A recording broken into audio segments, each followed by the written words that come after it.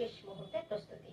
রাষ্ট্রপতি ও প্রধান উপদেষ্টার ঈদ জামাতে অংশ নেওয়ার কথা রয়েছে, তাই জোরদার করা হয়েছে নিরাপত্তা ব্যবস্থা। তবে আবহাওয়া বৈরী হলে প্রধান জামাত হবে বায়তুল মোকাররম জাতীয় মসজিদে। বৃহস্পতিবার সকালে জাতীয় ঈদগাহ ময়দান পরিদর্শন করে ঢাকা দক্ষিণ সিটি কর্পোরেশনের প্রশাসক শাহজাহান মিয়া জানান, কোরবানির পর বর্জ্য 12 ঘন্টার অপসারণ করা হবে। নগর ভবন বন্ধ থাকলেও পরিচ্ছন্ন বলে জানান তিনি। ঢাকায় থেকে লন্ডন ফিরে গেলেন বিএনপির ভারপ্রাপ্ত চেয়ারম্যান তারেক রহমানের স্ত্রী ডাক্তার জুবাইদা রহমান। বৃহস্পতিবার সকাল 11টায় কাতার এয়ারলাইন্সের একটি ফ্লাইটে তিনি লন্ডনের উদ্দেশ্যে হযরত শাহজালাল আন্তর্জাতিক বিমানবন্দর ছাড়েন। ঢাকায় পরিবারের সঙ্গে 1 মাস ব্যস্ত কর্মসূচি পালন করেছে বাংলাদেশ আম জনগণ পার্টি।